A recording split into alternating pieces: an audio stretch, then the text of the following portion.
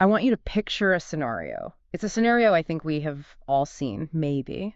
Maybe from a distance, or maybe, unfortunately, up close. Mm-hmm. You have a leader, could be a manager, a CEO, a team lead, who just looks absolutely flawless on paper. I mean, the resume is pristine, the LinkedIn profile is, stacked with words like visionary and The strategist. golden child of the corporate world, we all know one. Exactly. The quarterly results are green. They have the corner office, the whole package. They look like they were built in a factory to lead. Right. But then the weather changes. A crisis hits. Maybe a key client walks out, or the market takes a nosedive, or there's a huge internal conflict, and suddenly this perfect statue of a leader just crumbles. It's an implosion. It is. It's not a slow decline. It's an implosion. And you're left standing there thinking, wait a minute, was there actually anything holding this up? It's the classic paper tiger phenomenon. Yeah.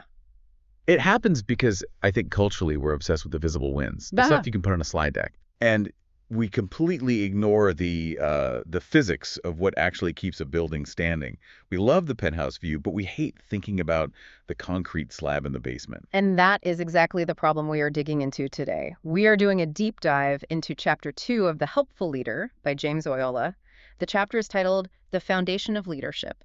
And honestly, it's a bit of a wake-up call. It really is. It suggests that everything we think makes us ready to lead might actually be a distraction from the real work. It's a total shift in perspective. Oyola's core argument here is that real leadership has almost nothing to do with the structure you see above ground. Right. It is entirely about the foundation you don't see. And if you skip that foundation, the structure, no matter how expensive or shiny, is a death trap waiting for a storm. What I love about this particular text and why I'm so excited to get into it is that Oyola doesn't use the standard, business school jargon to explain this. We aren't going to be talking about synergies or flywheels today. Thank goodness for that. Instead, we're going to be talking about video games. We're going to talk about gardening, and we're going to discuss why your boss should probably be acting more like a social worker than like a military general. It sounds like a strange mix, I know. But the mission today is to unpack two specific leadership rules from the text rule #19 and rule #3. And these rules, they really challenge the very timeline of success. They force you to ask, am I building something real or am I just kind of decorating a facade? Exactly. So let's get into it. Rule #19. This one caught my eye immediately because, well, it speaks to my wasted youth. The video game reference. The video game reference. Rule #19 basically says, there is no point in focusing on structure without a foundation to support it. And to explain this, Oyola uses the analogy of an RPG, a role-playing game. It's a brilliant analogy because it just strips away all the corporate pretense. In an RPG, you have a clear goal. You want to fight the final boss. Of course. You want the legendary armor, the glowing sword, the high-level spells. You want to look cool and be powerful. That's the fun part. Right. You want the endgame content. But anyone who has played these games knows you cannot just walk up to the final boss at level 1. You can try. You can try, and you will be obliterated in about 3 seconds. To get to that point where you can actually survive the fight, you have to do something that gamers call the grind. The grind. And for those listening who aren't gamers, let me just paint a picture of the grind. It is boring, it is repetitive, it's fighting low-level slime monsters in a forest for 3 hours, it's collecting herbs, it's running errands for villagers. Unglamorous. It is so unglamorous. Nobody watches a Twitch stream of someone grinding level 1 stats because it's not exciting. But that is the crucial point Oyola is making. That boring, repetitive, behind-the-scenes work is what builds your stats. It increases your health, your stamina, your resilience.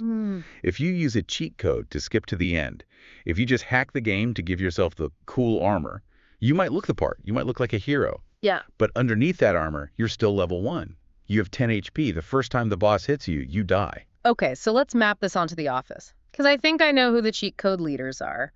What is the cool gear and what is the grind in a business context? So in Oyola's view, the structure, the cool gear, is all the stuff we usually chase. Yeah. It's the metrics, Yeah. the KPIs, the reorganized org chart, the corner office. The edifice of success, as he calls it. Yes, that you show to the board of directors.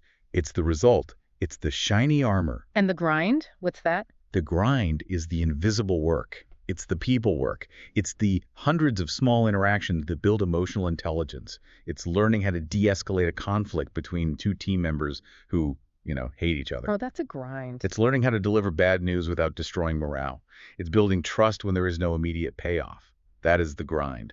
That's interesting because in a game, the grind is usually forced on you. The game won't let you progress until you earn the XP.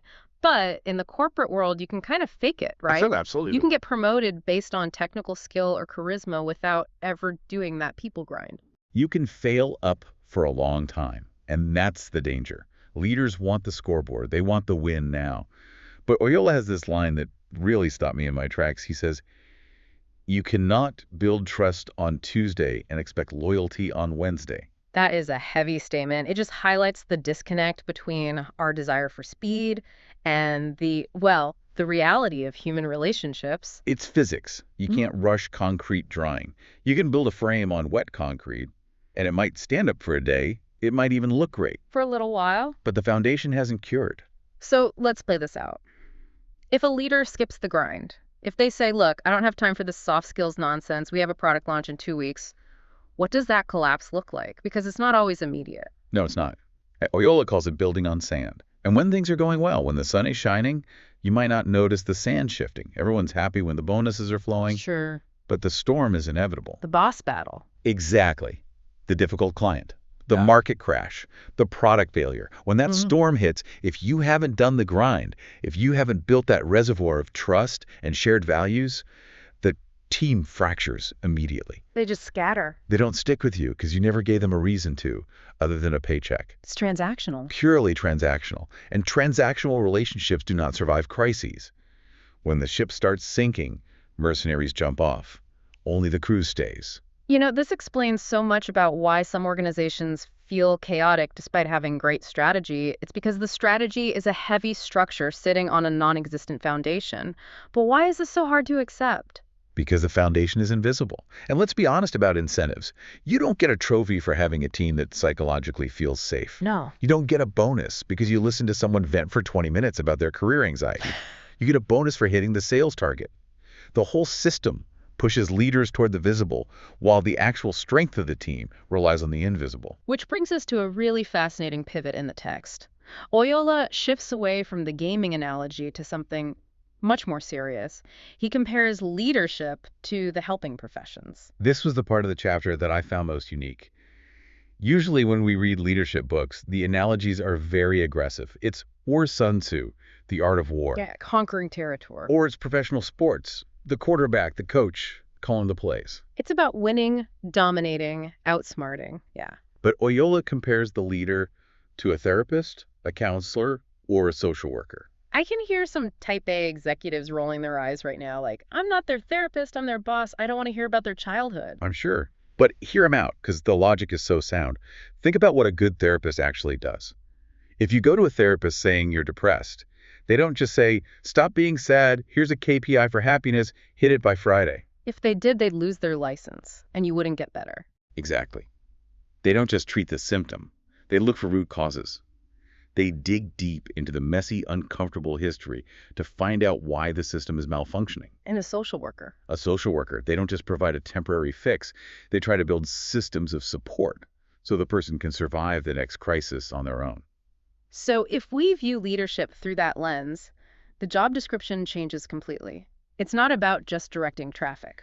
It shifts from optics to integrity. It's less about how do I squeeze 10% more productivity out of this team this quarter, and more about how do I build a system where these people are supported enough to perform at their best sustainably.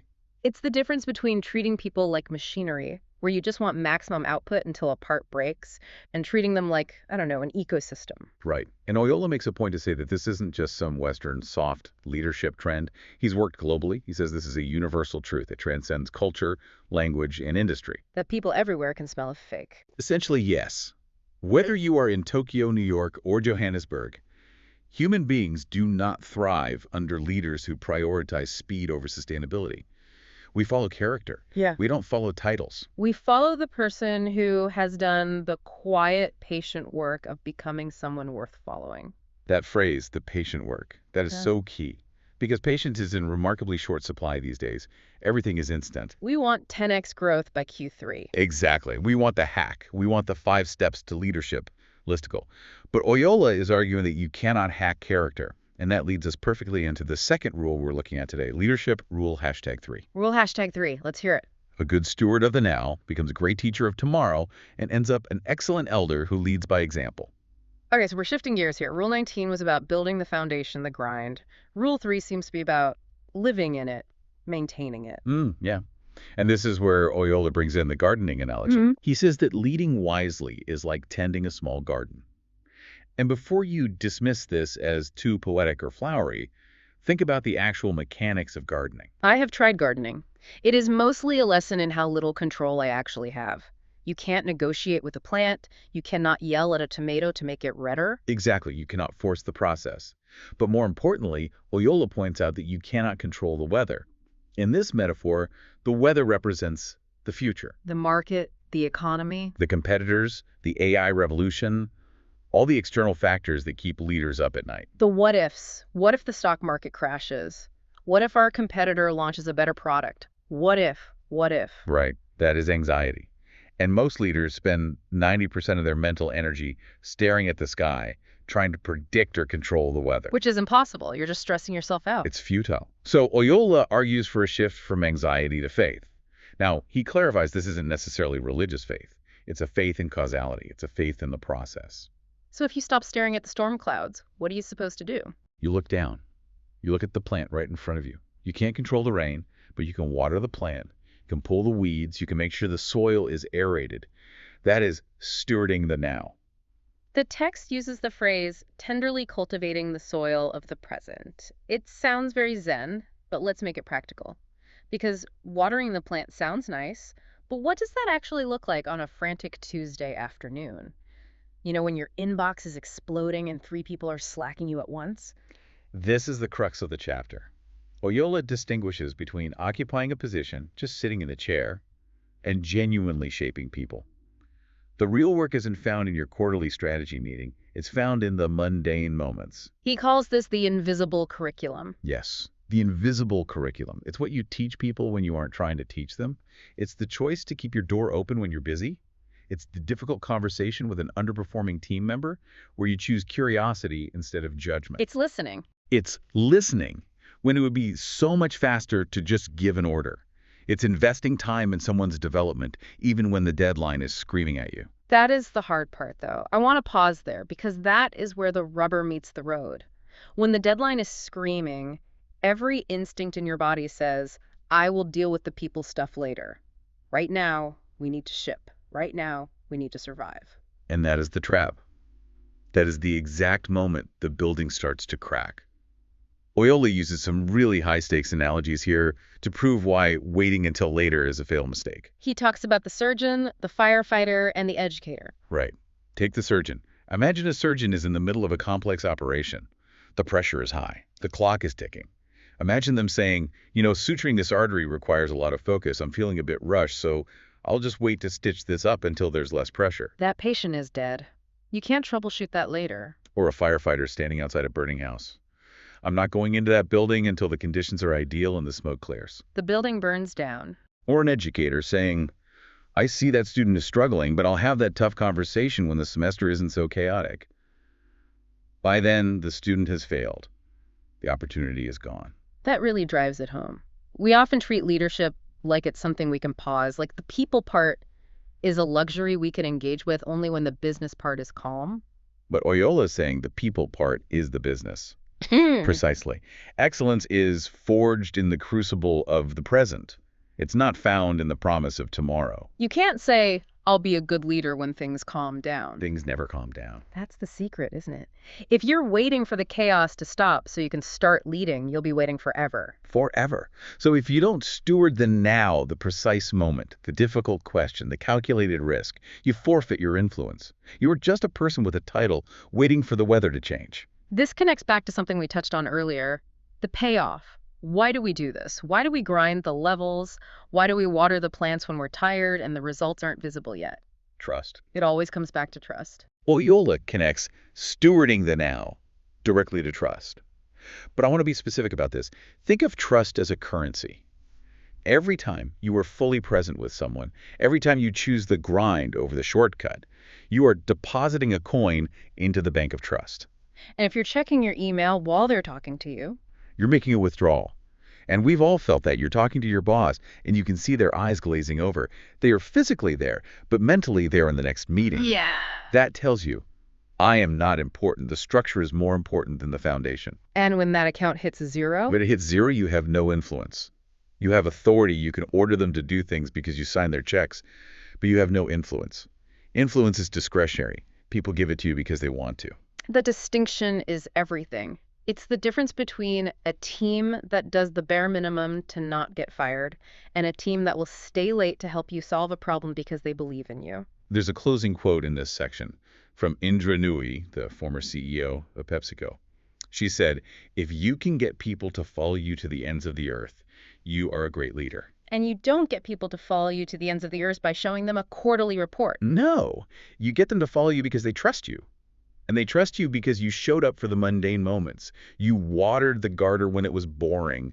You ground through the levels when it wasn't flashy. You built the foundation. So let's bring this back to the listener. Because a lot of people listening might not be CEOs. They might be mid-level managers or team leads, or maybe they just want to be leaders someday. The beauty of Oyola's message here is that you don't need a title to apply this. In fact, if you wait until you have the title, it's already too late.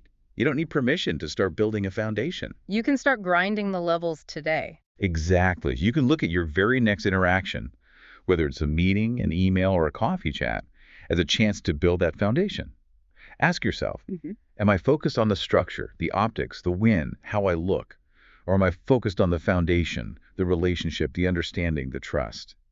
It's about shifting from the obsession with the future win to the present stewardship. That's it. Stop trying to control the weather. Stop trying to hack the game. Just water the plant in front of you. I think that's actually a very liberating thought. It takes the pressure off having to be a visionary genius every second of the day. Sometimes you don't need to be Steve Jobs. You just Yeah. need to be a good gardener. And strangely enough, being a good gardener is what eventually makes you the visionary. Because you have a garden that actually grows. You have a team that is strong enough to hold up the structure you want to build. I love that. Okay, before we wrap up this deep dive, I want to leave everyone with a thought to chew on. We talked about the invisible curriculum, the idea that your small, mundane choices teach people what you value more than your speeches do. It is the most powerful teaching tool you have. People learn from what you do, not what you say. So here's the question for you. If your leadership impact is defined by that invisible curriculum, the choices you make when no one is formally evaluating you, what did your actions teach the people around you today? Did you teach them that you value speed above all else? Did you teach them that their problems are a distraction? Or did you teach them that they matter? Something to think about as you head into your next meeting. That's it for this deep dive into the helpful leader. Thanks for listening, and go water your plants. See you next time.